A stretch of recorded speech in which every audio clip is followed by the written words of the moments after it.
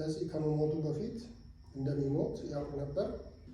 ለእኛም ለህዝቡም ለመናገር ሞክሯል። ግን ማንም የሰማው የተረዳው የለም ብዬ አስባለሁ። ማስለቀሻ ፎቶ ብሎ ፖስቷል። የተለያዩ ጥቅሶችንም መጥፎ ዜና ሁሉም ነገር ጊዜያዊ ነው፣ እንደገና መልካም ዜና ብሎ ሁሉም ነገር ጊዜያዊ ነው። ይሄ ብዙ ጊዜ ሰዎች ተስፋ ሲቆርጡ የሚጽፉት ነገር ነው። ሌላ ደግሞ ትዝታዎች ከሰዎች የበለጠ ታማኝ ናቸው። ምክንያቱም ሰዎች ስለሚሄዱ ትዝታዎች ግን ይቀራል። ትዝታቸው ግን ይቀራል።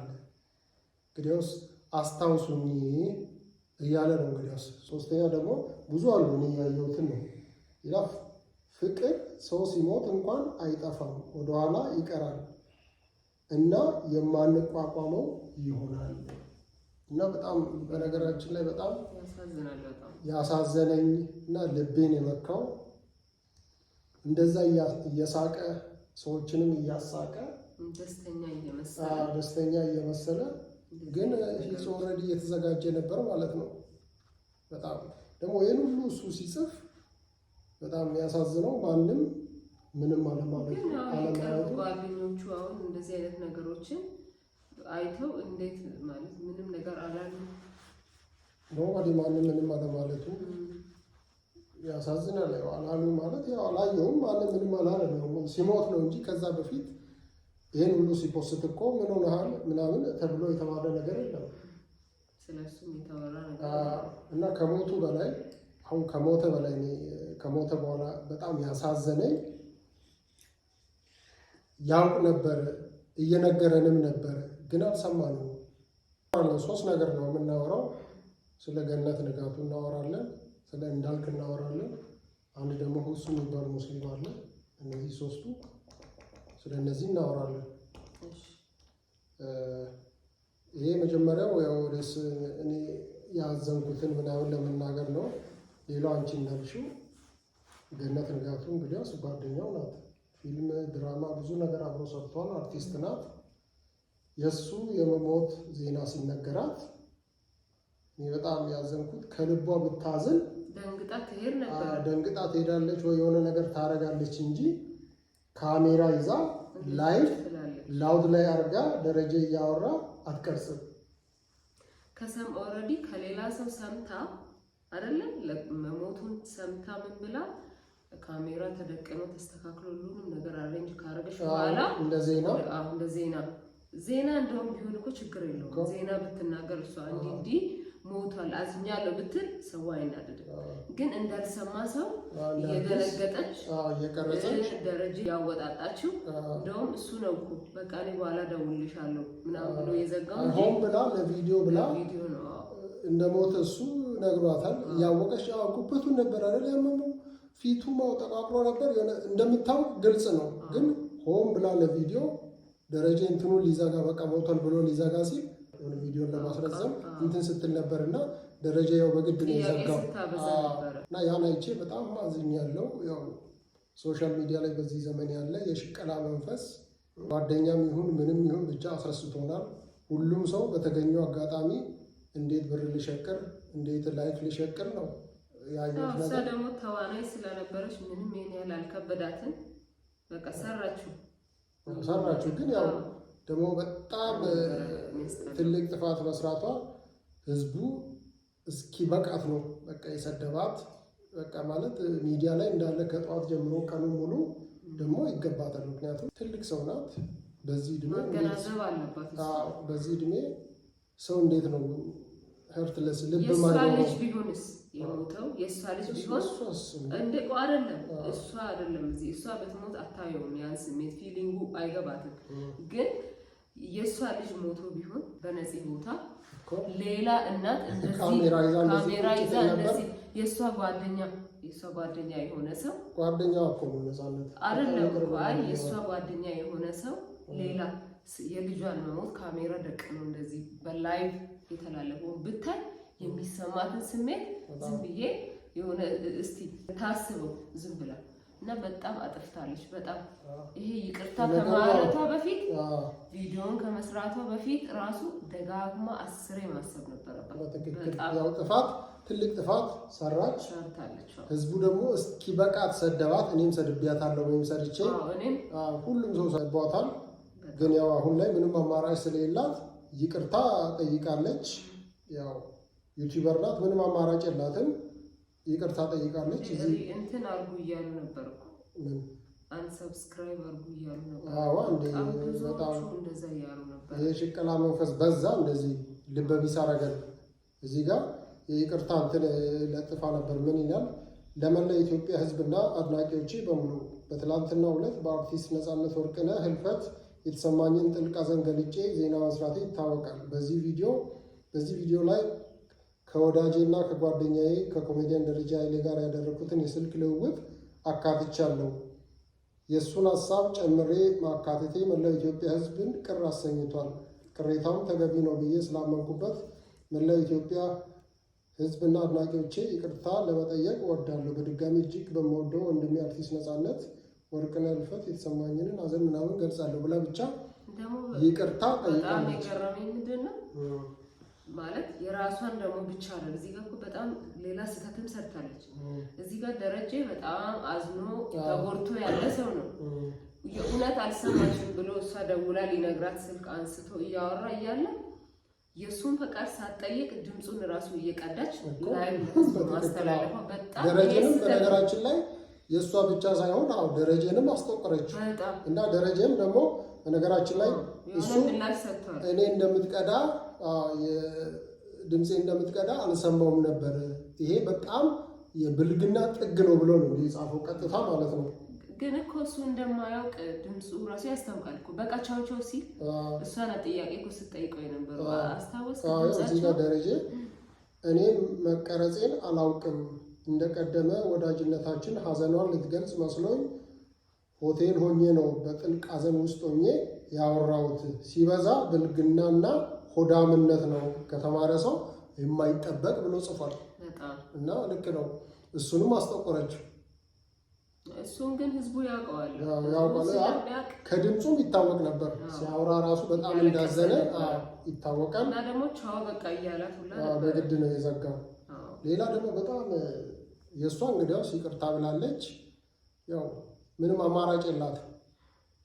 ሌላ ደግሞ ሁለተኛ እንዳልክን ታውቂዋለሽ። ኦርቶዶክስ ዲያቆን የነበረ ነው። ከሆነ ጊዜ ወዲህ ጴንጤ የሆነ ፕሮቴስታንት እና የሚጽፋቸው ነገሮች በጣም ከሱ የማይጠበቁ ናቸው። የሆነ እልህ ውስጥ ያለ ይመስላል። በተለይ በቃ ኳስ ጨዋታ ጊዜም የሆነ ጎል ሲገባ ጴንጤ ተጫዋች ጎል አገባ ብሎ ይፖስታል። በሆነ ባልሆነ ማለት ክርስቶስን መስበክ ኢየሱስን ወንጌልን መስበክ ጥሩ ሆኖ ሳለ ግን ለሁሉም ነገር ቦታ አለው። በዚህ ሰዓት ሰው በሚረዳው መልኩና ሰውን ሌሎችን በማይነካ መልኩ እውነትን ለሰው ለመናገር ጥረት ቢያደርግ እኔ ደግሞ የተሻለ ይመስለኛል። ምክንያቱም እሱ ስለ ኢየሱስ ክርስቶስ የገባው እውነት ስለ ኢየሱስ ክርስቶስ እሱ የሚያውቀውን እውነት ሌሎች እንዲያውቁለት ከፈለገ መጀመሪያ ምንድን ነው ማድረግ ያለበት? ሰው በሚቀበለው መልኩ ነው መናገር። ለሰው በሚገባ መንገድ ገብቶሃል? ለሰው በሚገባ መንገድ፣ ለሰው ደግሞ በሚገባ ቋንቋ ነው መናገር ያለበት። እሱ አሁን እየሄደ ያለው የእሱ አካሄድ ማለት ሰው እንዴት ነው አንተን ካልተቀበለ አንተ የምትናገረውን ነገር የሚሰማው? እሱ ብቻ ሳይሆን እኮ የሆነ ሰዓቱን አልጠበቅም። አሁን መጀመሪያ የተለመደ ነው የእሱ ንግግር፣ እንደዚህ ማይነገር ነገር ምናምን ያወራል። ግን የአሁኑ በዛ በቃ ማለት ፈር ለቀቀ። እዚህ ለምን ብሎ ፖሰተ? እሱ እንደሞተ ሰው እንግዲያው የኢትዮጵያ ሕዝብ ነው የደነገጠው። አላመነም አብዛኛው ሰው ሀዘኑን እየገለጸ ባለበት ሰዓት ላይ ምን ብሎ ነው ያወራው? አሁን ሰው ሲሞት በኢየሱስ አምኖ ነበር ብዬ መጠየቅ ጀምሬያለሁ። በአጭሩ ዕድሜያችን ዘላለማችንን አስተካክለን ብንሄድ ጥሩ ነው። ኢየሱስን ሳትቀበሉ እንዳትሞቱ። ይሄ ስብከት ጥሩ ነው፣ ወንጌሉ ጥሩ ነው። ግን በዚህን ሰዓት እንደዚህ ይባላል። ቀድሞ እንደዛ ብሎ ቢናገር ይሄ ማለት ለቅሶ ቤት ሄዶ ጌታን ተቀበሉ።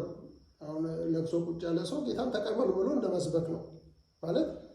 አንተ ላይ ቢሆን አስበው። አንተ ወንድም፣ አባት፣ እናት ወይ የሆነ ፋሚሊ ሜምበር ሞቶ የሆነ ሰው መጥቶ ጌታን ተቀበል ጌታን ተቀብሎ ቢሞት ጥሩ ነበር የሞተው ሰውዬ ብትል አስበው ፊሊንጉን። ሞቷል እኮ ለሌሎች የሚሰብክ ከሆነ የእሱን ሞት መጥቀስ አልነበረበትም።